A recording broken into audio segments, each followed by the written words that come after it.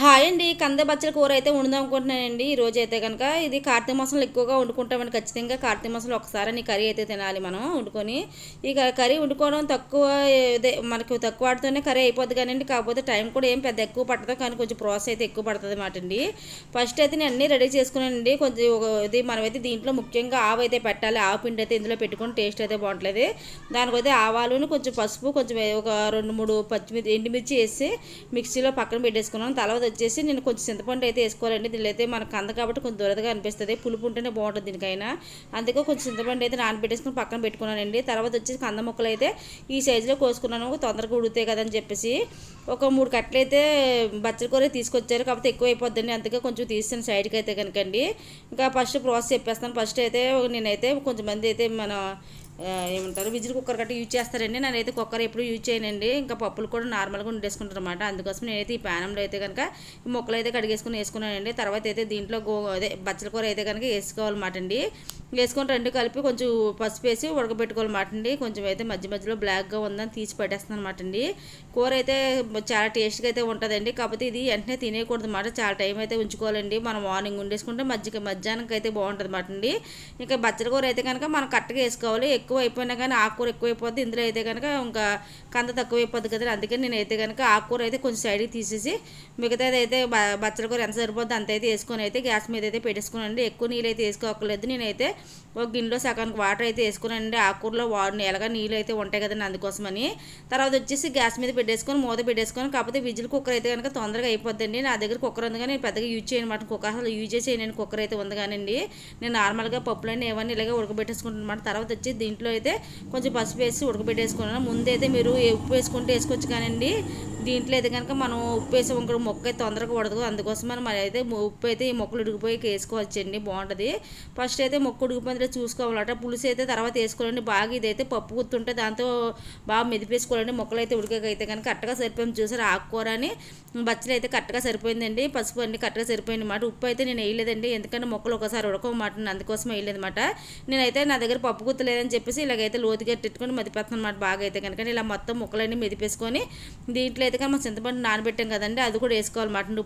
పులుసు అయితే కనుక తగినంత వేసుకోవాలండి. ఇంకా ఈ బాగా మెదిపేసి అయితే కొంచెం కారం వేసుకోవచ్చు, ఇష్టం లేకపోతే వేసుకోకపోవచ్చు, కానీ అయితే కారం అయితే వేసుకున్నాను అనమాట. కొంచెం ఒక స్పూన్ కారముని ఒక అర స్పూన్ అయితే ఇందులో అయితే నేను పసుపు వేసాను. తర్వాత అయితే ఇంకా సాల్ట్ అయితే వేస్తానండి. సాల్ట్ అయితే మనం కూర ఉడికిపోయి చూసుకోవచ్చు, అందుకోసమే సాల్ట్ అయితే కొంచెం తగ్గించేసాను అనమాట అండి. తర్వాత వచ్చేసి ఇంకా చింతపండు పులుసు అయితే వేసుకోవచ్చు అనమాట అండి. ఎక్కువ అయితే వేయనండి, తక్కువగా కరెక్ట్గా సరిపోయేలాగా వేయాలి. ఇదంటే చాలా పులుపు కొంచెం చింతపండు అండి, అందుకని నేనైతే కొంచెం వేసాను అనమాట అండి. కరెక్ట్గా సరిపోయింది పులుసు అయితే కానీ, లేదంటే కనుక చాలా ఎక్కువైతే అయిపోద్దండి పులుసు అయితే కనుక. పులుసు కరెక్ట్గా ఉంటేనే టేస్ట్ అయితే బాగుంటుంది, ఎక్కువైపోయిన పుల్ల టంకులాగా ఉంటుంది అన్నమాట అండి. దాంట్లో ఈ చింతపండు చాలా పులుపుగా ఉందండి, అందుకే కొంచెం ఒక 2-3 స్పూన్లు అయితే వేసాను. తర్వాత అయితే కనుక ఇవి బాగా కలిపేసి ఒక 10 నిమిషాలు అయితే ఉడికిచ్చానండి. ఈ లోపల అయితే పోపు అయితే రెడీ చేసుకుంటానండి. దీంట్లో అయితే ఎక్కువేమి మనం అదే పప్పు గట్ట తాలింపు పెట్టినట్టు ఏమి మనం ఎల్లుల్లిపాయలు గట్ట వేయకూడదండి. అందుకోసమని నేనైతే ఇందులో ఆవాలు కొంచెం అయితే ఇదే పచ్చెనపప్పు, మినపప్పు, తర్వాత వచ్చేసి ఎండుమిర్చి అయితే వేసుకున్నాను. ఈ లోపల అయితే కనుక ఇందాక నేను మిక్సీ కొట్టాను కదండి, ఇదే పేస్ట్ ఉంటుంది కదండి, ఆవాల పేస్ట్ ఉంటుంది కదా, మెంతిపిండి ఆ పేస్ట్ అయితే కనుక ఆవుపిండి పేస్ట్ అయితే కనుక నేనైతే వేడిగా ఉంది కానీ పక్కనైతే ప్యానం దింపేసాం కదా, వేడిగా ఉన్నప్పుడు అయితే కనుక ఇది ఇందులో వేసి కలిపేసుకోవాలండి. ఆ వేడి మీద సరిపోతుందండి. చల్లగా ఉన్నప్పుడు కడుపుకుంటే చాలా టైం అయితే పడుతుంది, ఇందులో ఊరాలండి ఎక్కువ టైం అయితే కనుక. అందుకోసం ఈ వేడి మీద అయితే నేను మొత్తం ఈ పిండి అయితే అందులో వేసానండి, ఆవు పిండి అయితే ఇందులో వేసానమాట అండి. తర్వాత అయితే కనుక కలిపేసి పక్కన పెట్టి లోపల అయితే పోపు అయితే వేసుకుంటున్నాను అనమాట అండి. పోపులోకి అయితే కనుక పచ్చిమిర్చి అయితే వేసుకోవచ్చు, కానీ పచ్చిమిర్చి అయితే ఇంకా ఆయిల్లో అయితే వేద్దామని చెప్పేసి సైడ్కి అయితే ఉంచాను ఒక 6 పచ్చిమిర్చి అయితే కనుకండి. ఇక్కడైతే కనుక ప్యాన్ పెట్టుకుని ప్యాన్లో అయితే నేను ఆయిల్ అయితే వేసుకున్నానండి. తర్వాత వచ్చేసి ఇంకా నేనైతే ఇందులో పోపులు అందరూ చూపించాను కదా, ఆ పోపులు అయితే ఆయిల్ మరిగాక అందులో వేసుకున్నమాట అండి. టేస్ట్ అయితే చాలా బాగుంటుంది. ఇంక ఇదైతే వెంటనే తినేయకూడదండి, వేడి మీద తింటే అస్సలు బాగోదండి. అది ఆ ఫ్లేవర్ అసలు అనిపించదు. మీద ఆవాలు వేసాం కదా, ఆవుపిండి అయితే వేసాం కదండి, ఆ ఆవుపిండి మనకి ఎక్కువగా పట్లంటే అసలు మనం మార్నింగ్ వండుకుంటే మధ్యాహ్నం తింటే టేస్ట్ బాగుంటుంది. ఒక 1 అవర్ 1.5 అవర్ అన్నా బాగా నానితేనే ఆవుపిండి అందులోనే కర్రీలో బాగా నానితేనే టేస్ట్ అయితే బాగుంటుందండి. అందుకోసమని మనకు ఎప్పుడైనా పొద్దున్న చేసుకున్న ఈవినింగ్కి చాలా రుచిగా ఉంటుంది, లేదా రేపు మార్నింగ్ అన్నా ఉంటుందండి. కాకపోతే ఇప్పుడైతే మన దసరా కాబట్టి ఇవాళ వండుకుని రేపు తిన్నాం కాబట్టి అందుకోసం ఈరోజు ఇంకా కొంచెమే ఉండనమాట అండి.